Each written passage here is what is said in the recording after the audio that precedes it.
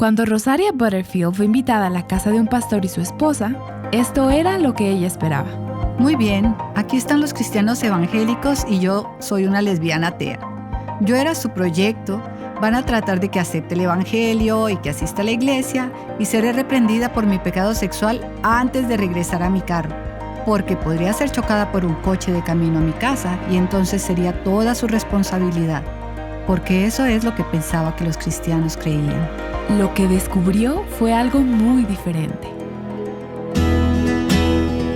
Estás escuchando Aviva Nuestros Corazones, con Nancy de Moss Wolgemuth en la voz de Patricia de Saladín. Hoy es 13 de marzo de 2023.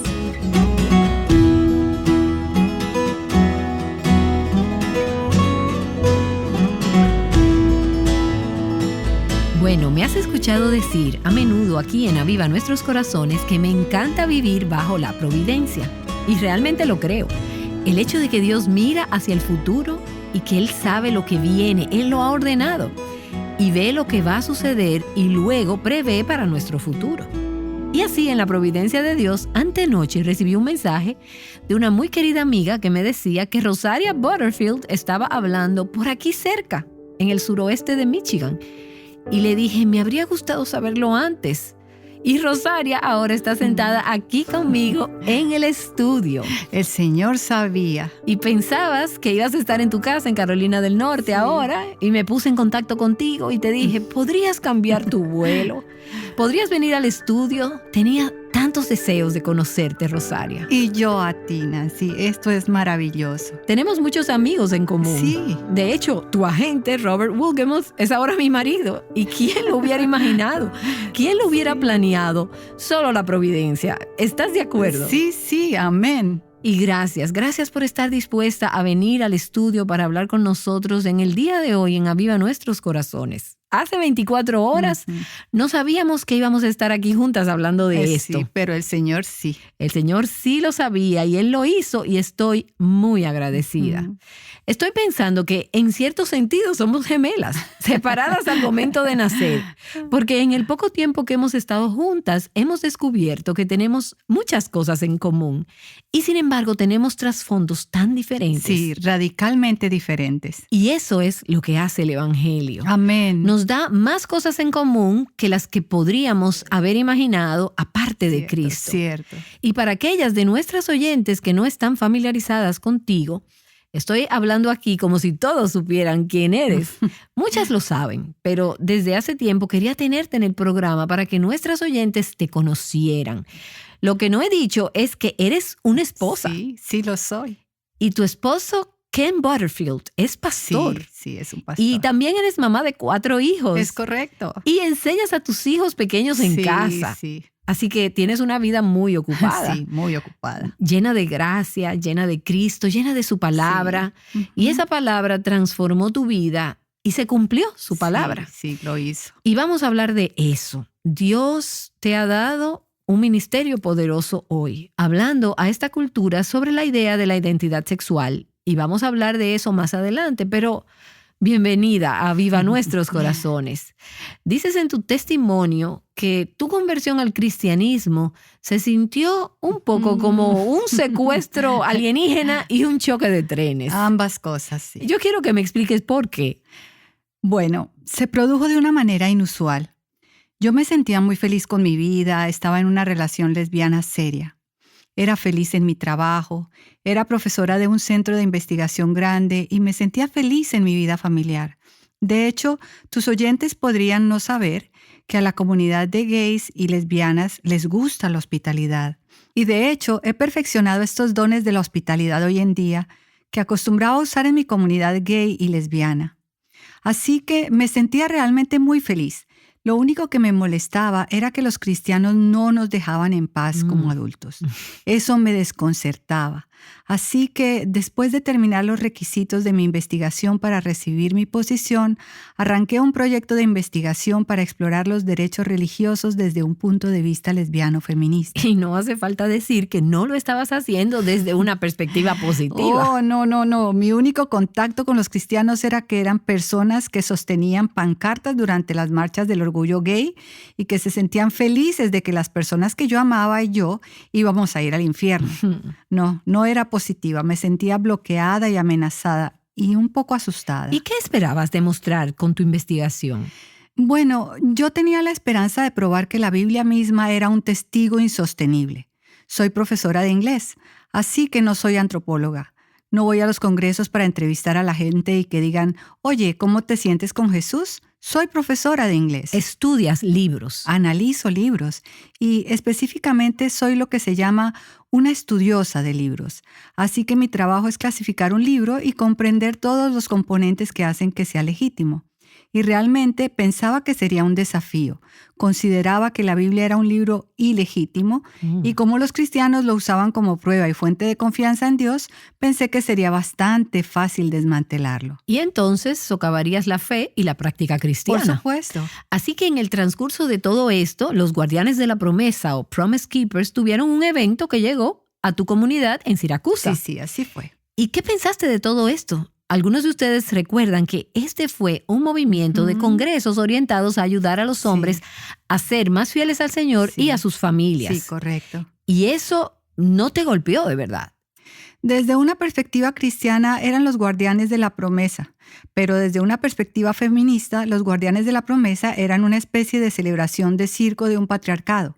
Y el feminismo en sí ve el patriarcado como la fuente de un sinnúmero de problemas para las mujeres, incluyendo un gran número de cosas como el abuso de la esposa y la desigualdad en los lugares de trabajo y todo lo demás. Así que los hombres son los opresores. Sí, y el patriarcado como sistema es un sistema opresivo. Así que los hombres son opresores, puede ser que sean víctimas de ese sistema. Pero de cualquier manera, yo estaba en una guerra contra el patriarcado. Los guardianes de la promesa llegaron a la ciudad y decidí escribir un artículo en el periódico local. Y así lo hice. ¿Y cuál fue la esencia de ese artículo? La esencia del artículo era que los guardianes de la promesa era un grupo peligroso, no pensante y un poco como los otros ministerios. Creo que mencioné enfoque en la familia y si hubiera conocido acerca de Aviva Nuestros Corazones, lo habría mencionado. Solo la idea de que las mujeres debían someterse a los hombres y de que de alguna manera Dios iba a hablar a través de eso, lo percibía como una orden opresiva. Era lo peor de lo peor. Por lo que razonaba que los cristianos estaban asumiendo una manera peligrosa de pensar. Que se basaba en una fuente poco fiable que era la Biblia. Sí, se basaba en una fuente poco fiable, la Biblia, y se practicaba de una manera poco fiable y peligrosa, por lo que escribí este artículo de opinión. ¿Y qué clase de respuestas obtuviste? Oh, muchas respuestas, muchas respuestas, tantas que las guardé en una caja de hojas Xerox. ¿Recuerdas las cajas Xerox durante esos días? Sí, las recuerdo. Me quedé con una caja de Xerox a ambos lados de mi escritorio, una para las cartas hostiles y una para mis fanáticos. ¿Y de cuál grupo recibiste más? ¿Sabes qué? Tiendo a no leer ninguna y todavía hoy no las he leído. Soy una estudiosa, me resulta muy molesto. Pienso mucho antes de escribir algo y mi reacción tiende a... Bueno, me imagino que no les prestaste demasiada atención. No les presté demasiada atención. Había leído el primer párrafo y ya la había archivado. Recuerdo que fui más sensible a las cartas hostiles porque eran muy amenazantes. Hubo una carta que no supiste dónde poner. Correcto, recibí una carta del pastor Ken Smith, el pastor de la Iglesia Presbiteriana Reformada de Siracusa. Él era simplemente un nombre para ti, no lo conocías para nada. Correcto, era solo un nombre. Pero el primer párrafo me dio ganas de leer el resto. Era una carta amable, era una carta con interrogantes. Era bastante claro que él no estaba de acuerdo conmigo, pero tenía algunas cosas que decirme sobre la Biblia, sobre la vida, que me hicieron pensar que podría ser algo como... Wow, me pregunto... ¿Cómo llegó a esas conclusiones? Era un poco intrigante, pero al mismo tiempo, porque era intrigante, era mucho más amenazante que el correo de odio o el de los fanáticos. Así que rápidamente la saqué de mi oficina y la tiré. La puse en el cesto de reciclaje de basura. No creas que soy una especie obsesionada por el medio ambiente o algo así. Se fue justo al bote de reciclaje y allí permaneció durante el resto del día. Al final del día me encontré todavía pensando en esta carta, así que al final del día ahí estaba yo, sobre mis manos y mis rodillas removiendo el cesto de basura del departamento de inglés de una gran universidad de investigación. Encontré la carta y la saqué y la puse en mi escritorio. Sentí que necesitaba hacer frente a algunas de las cosas que estaban en la carta. Y dijiste que era la carta de oposición más amable que alguna vez hubieras recibido. Definitivamente sí lo era. Dijiste que había algo en el tono que te había atrapado. Sí, correcto. Y también esa era la cosa del Evangelio que no había podido tocar hasta entonces. Ahora sí puedo tocarla. Parte de por qué el Evangelio en sí es encantador es que coincide con un tono, una convicción que no se alinea completamente. Y es así que en su carta, Ken me escribió como si no fuera un pizarrón en blanco, una especie de tonta peligrosa. Me respetó como a una persona que había pensado profundamente sobre esas conclusiones del artículo, pero también estaba en desacuerdo conmigo. Y no podías ignorar eso. No podía ignorarlo. Y así después de una semana lo contactaste. Lo hice. Me pidió que le devolviera la llamada y lo hice. Estaba un poco nerviosa. ¿Y qué pensabas que podía salir de todo esto? Bueno, es un poco vergonzoso. Pensaba en un par de cosas. Una parte de mí era solo curiosidad. ¿De qué manera viven realmente los cristianos? Yo nunca lo había visto. Es decir, ¿qué hacen los cristianos cuando cierran la puerta? ¿Cómo se siente estar en su casa? ¿Qué tan extraño podía ser eso? Pero la otra parte de mí realmente pensaba, bien, estoy leyendo la Biblia para la investigación. No soy una estudiosa de la Biblia, no leo griego o hebreo, entiendo las lenguas romances. Tal vez es alguien que me puede ayudar. ¿Con tu investigación? Sí, tal vez. Es como un asistente de investigación sin remuneración. Parecía ser un tipo agradable, así que lo llamé. ¿Y qué le dijiste cuando lo llamaste? Bueno, dije, hola, soy Rosaria Champán de la Universidad de Siracusa. Él se comportó como si hubiera estado sentado allí esperando mi llamada y tuvimos una conversación muy agradable. Al final de la conversación dijo, me gustaría hablar de algunos de los asuntos que estás tratando. Cuando lo llamé, pensé que lo estaba entrevistando, así que tenía una serie de preguntas. ¿Eres cristiano o evangélico? ¿Qué significa eso? ¿Crees que vas al infierno? Tenía una serie de preguntas. Yo no estaba buscando hacer un nuevo amigo por correspondencia. ¿Y con un pastor? Con un pastor, de ninguna manera. Él dijo, ¿por qué no llevamos esta conversación a la mesa? Te invito a comer y puedes conocer a mi esposa. Eso sería genial. Entonces fue como que se contuvo y dijo, pero si te parece amenazante venir a mi casa, podríamos reunirnos en un restaurante. Era ese tipo de rapidez con la que generosamente pensó en cómo necesitaba sentirme cómoda, lo que fue realmente sorprendente. No esperaba eso, pero pude decirle, bueno, no. En realidad la comunidad lesbiana y gay es una comunidad altamente dada a la hospitalidad. Yo habitualmente invito personas a comer con las que estoy en desacuerdo. Por eso mismo podíamos hablar abiertamente. Me gustaría ir a su casa. ¿Dónde vive? ¿Qué puedo llevar? ¡Wow! ¿Y tuviste otros pensamientos entre ese momento y el momento en que te presentaste para la cena? Bueno, sí. Algunos de mis amigos estaban un poco preocupados por mí. ¿Es peligroso? ¿Son personas peligrosas? ¿Son de esa gente que lleva pancartas en las marchas del orgullo gay? Realmente no lo sabía y entonces estaba un poco preocupada. Pero fuiste. Fui. Tenía este mensaje en mi escritorio y recordaba que me había metido en muchos problemas en la vida. Francamente decía, prefiero estar equivocada en un punto importante que tener la razón en algo insignificante. Lo que eso significa es que, en primer lugar, soy una estudiosa y tenía preguntas que necesitaban ser contestadas. Aquí está este hombre que piensa que tiene las respuestas que provienen de este libro, la Biblia. Y creo que confiar en la Biblia es como un barco con agujeros, es lo que le diría a la gente. Tenía algunas preguntas que me inquietaban y realmente no tenía a nadie más que pudiera responder a estas preguntas. ¿Y habías leído la Biblia alguna vez? ¿Sabes? ¿No es eso interesante? Había leído fragmentos de ella, pero nunca la había leído de principio a fin. La erudita de los libros. No la había leído. Era una de las cosas que había planeado hacer. Pero una de las cosas que quería hablar con los cristianos que habían estudiado la Biblia era, ¿cómo se organizan sobre la lectura de la Biblia? Se me ocurrió que este era un libro muy diferente a cualquiera de los otros libros que estaba acostumbrada a leer. De hecho, a mí me parecía que era realmente más como una biblioteca que un libro. Así que tenía curiosidad de saber qué cosas utilizaban los cristianos porque era parte de mi pregunta de investigación. ¿Cómo este libro, la Biblia, y cómo este hombre, Jesús, convierten a tantas personas? Ujú. No creía en el pecado original, era una niña de Rousseau. Creía que todos nacemos buenos, así que los cristianos se hubieran vuelto fanáticos del odio, obviamente mostraba que algo terrible había pasado para sacarlos del curso de lo que en ese tiempo habría llamado la divinidad primordial o bondad original. Así que, armada con esta forma de pensar, con este paradigma y con todo tu contexto, te presentaste en la casa de los Smith. Sí, me presenté en su casa. Eran solamente ustedes 3 esa noche. Sí, correcto. Es gracioso porque su casa era muy parecida a mi casa y se parece mucho más a mi casa ahora. Había una gran cantidad de ministerio en su casa, pero creo que la primera noche éramos solo 3. La gente va y viene mucho, como en la mía también. Sí, la gente entraba y salía para dejar Biblias, recoger comida. Era algo así como la estación central para el ministerio cristiano. Pero ellos habían separado esa noche Sí, para ti. Lo habían hecho. Me di cuenta de que era un gran sacrificio una vez que llegué a conocerlos mucho mejor. ¿Y cómo te fue en esa primera noche? Fue maravilloso. ¿Te pareció maravilloso el momento? Sí. ¿Y te sentiste cómoda? Sí, fueron muy buenos anfitriones. ¿Cómo así? Explícame un poco.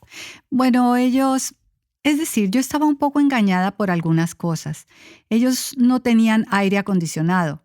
No tenía aire acondicionado en mi casa. Cuando se vive en el norte, no todo el mundo tiene aire acondicionado. Yo creía que la capa de ozono estaba siendo dañada por todos estos aparatos de aire acondicionado, por lo que a pesar de que hacía mucho calor, estaba bien y me sentía agradecida. Y Floyd sirvió una comida vegetariana muy simple.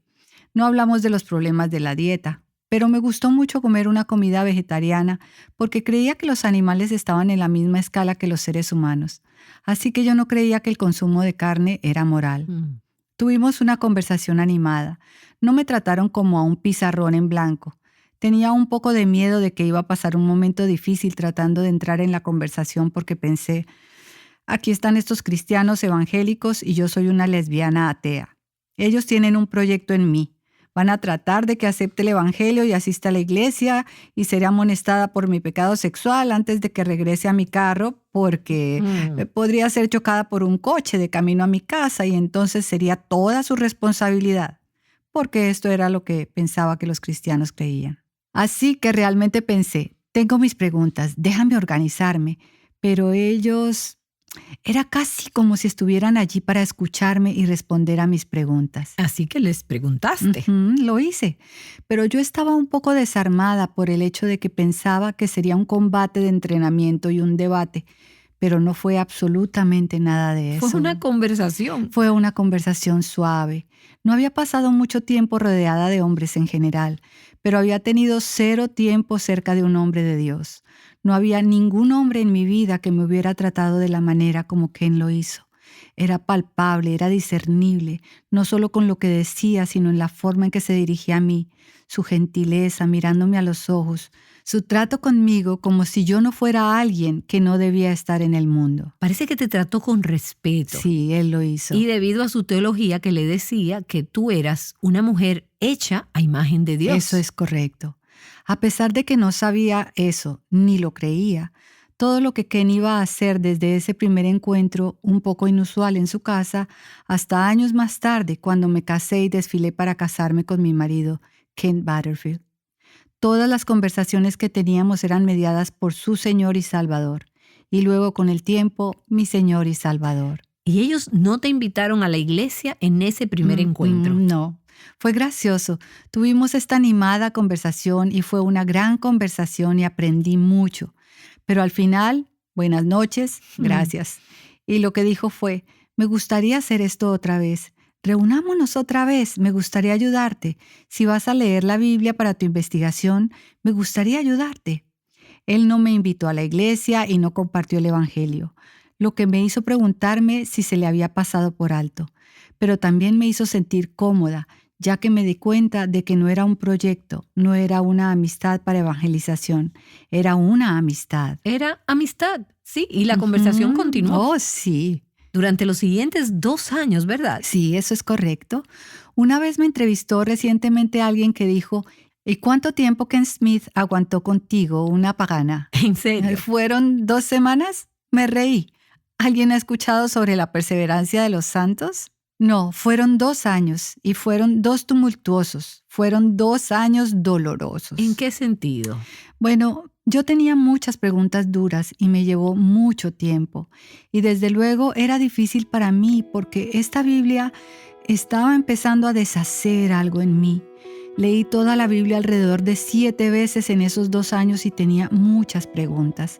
Y Ken actuaba casi como si no tuviera nada más que hacer en su vida sino responderlas. Sí, era que era mucho tiempo para Ken y Floyd Smith.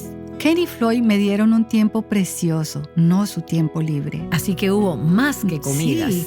Oh sí, tuvimos comidas y luego conocí un gran número de personas de su iglesia, pero los conocía en su casa. Conocí a un hombre en la iglesia que había tenido un pasado sexual sórdido, muy similar al mío, pero él había hecho de Jesús su vida y esto era intrigante para mí. Conocí un número de personas que también trabajaban en la universidad. No lo sabía, pensé que pertenecíamos, nosotros, la izquierda liberal, pertenecíamos a la universidad. No tenía ni idea de que hubiera tantos cristianos que oraran y fueran intelectuales. De hecho, resultó que esa iglesia había estado orando por la universidad durante años. Sí, lo hizo durante años y orando por la universidad de la manera correcta. Quiero decir que cuando el Señor me convenció de mi pecado y vine corriendo al Señor, yo no tenía que parar allí y, tú sabes, de regreso a los días de la guía telefónica, abrir mi libreta de teléfonos y encontrar una nueva iglesia. Podía correr al Señor y pude huir a los brazos de los hermanos y hermanas que habían estado orando por mí, ya que oraron por mí como hija de Dios, una portadora de la imagen de Dios, una mujer que, sin reflejar la imagen y el conocimiento y la rectitud y la santidad de Dios, ciertamente podría.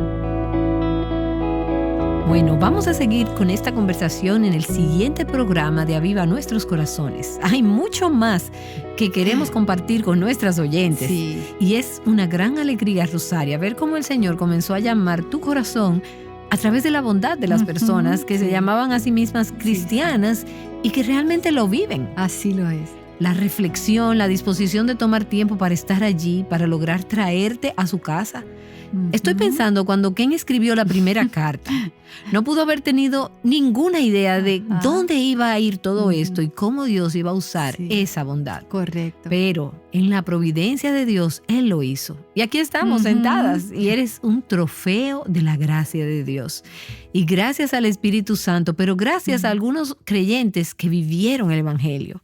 Estoy pensando que tomaron a Jesús como el modelo para el propósito de sus vidas. Eso es correcto. Y no es eso lo que Él nos llama a hacer y a hacer en nuestra comunidad y en nuestro barrio. Sí, correcto. Ser las manos, el corazón, los pies de Jesús para que el Evangelio sea creíble para los menos propensos a creer. Sí, correcto. Amén. Más fuerte es el amor de Cristo que mi enemigo más feroz.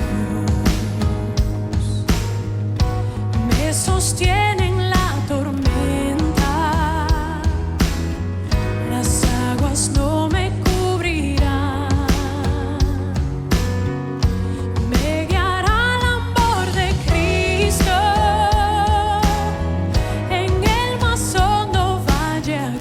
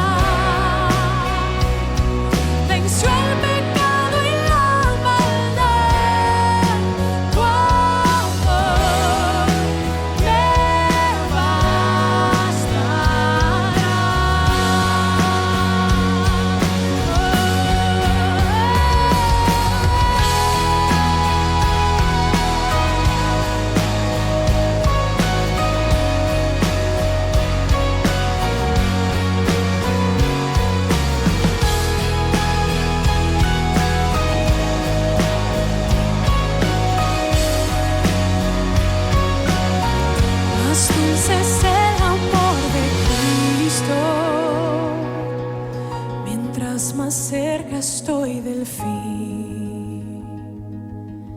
Disfrutaré su amor por siempre. Ante su trono estaré. Me llenará el amor de Cristo.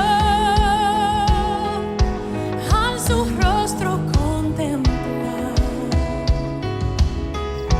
yo le amaré por siempre. Su alabanza cantaré. Su alabanza cantaré. Su alabanza cantaré. Su alabanza cantaré.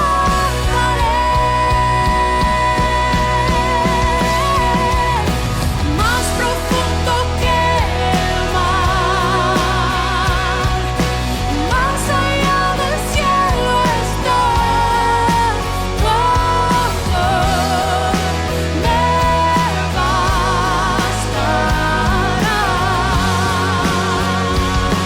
Más fuerte que la tempestad,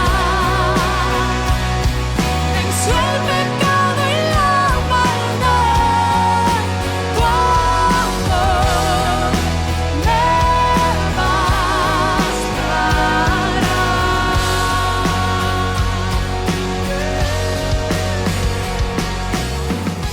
Bueno, creo que hemos escuchado un gran testimonio de parte de Rosaria.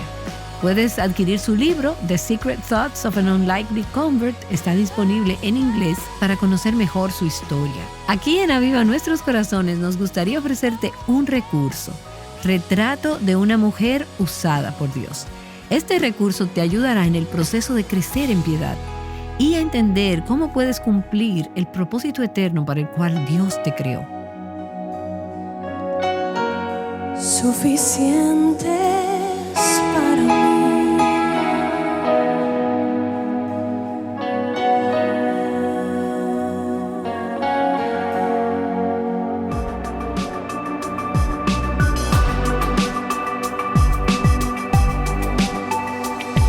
Bueno, espero que te unas a nosotras de nuevo mañana. Vamos a escuchar cómo Rosaria continuó explorando lo que la Biblia tenía que decir y descubrió cómo la palabra de Dios le estaba dando un giro de 180 grados a su vida.